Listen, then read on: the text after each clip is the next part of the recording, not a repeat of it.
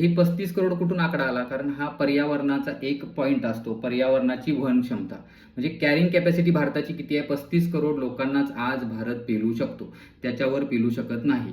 80 करोड लोकांनाच भारत पेलू शकतो जर तुम्ही हे 3 गोष्टी वापरल्या, रिसोर्स मॅनेजमेंट परफेक्ट केलं ह्या 7-8 वर्षात, तरच तुम्ही 80 करोड लोकसंख्या पेलू शकता. 80 करोडच्या वर पेलायची आहे तुम्हाला, पर्यावरणाचा ऱ्हास कमी करायचा आहे, तर तुमच्याकडे जीडीपी अजून वाढवला पाहिजे. तुमचा जीडीपी जर सोप्या आणि कमी वेळेत जर वाढवायचा असेल तर सगळ्यात मोठा आणि सगळ्यात सोपा उपाय आहे फिमेल लेबर पार्टिसिपेशन रेट वाढवायला लागेल. आपल्या भारत देशात फक्त 30%च महिला काम करतात.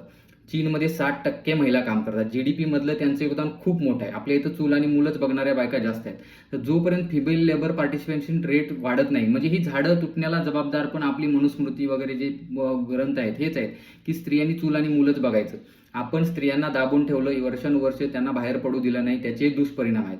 जर तुमचा जीडीपी वाढला तर ते झाडं शिफ्टिंगला जो येणारा खर्च आहे किंवा तो उड्डाण पूल तुमचा जो चेंज होतात, त्याचे पिलरचे लोकेशन चेंज होतात, किंवा ती जागा जर रस्ता चेंज करायचा असेल तर प्रायव्हेट लँड घ्यावी लागते सरकारला. त्यासाठी पैसा एवढा आणणार कुठून?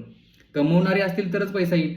ते आपल्या सरकारमध्ये किंवा प्रशासनामध्ये बसलेले पण आपल्याच घरातले लोक आहेत, त्यांना पण कळते. पण अडचण मेन आहे ती पैशाची प्लस महत्वाकांक्षेची आहे. तर ह्यासाठी जे फिमेल लेबर पार्टिसिपेशन रेट वाढवला तर आपला लोकसंख्या कमी असून देखील आपण जे उत्पन्न आज जे आहे ते मेंटेन ठेवू शकतोय. तर मित्रांनो, हेच सांगायचं होतं तुम्हाला की आपल्या देशात हे जर केलं की जसं मी सांगितलं, रिसोर्स मॅनेजमेंट केलं किंवा फिमेल लेबर पार्टिसिपेशन रेट जर डबल केला, आता 30% आपण सगळ्यात मागं आहे.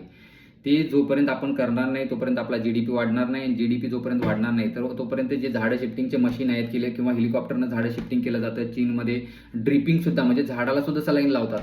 एवढा पैसा आला कुठून त्यांच्याकडे? आपल्या विचार करा, 5 पट त्यांची प्रति व्यक्ती उत्पन्न आहे.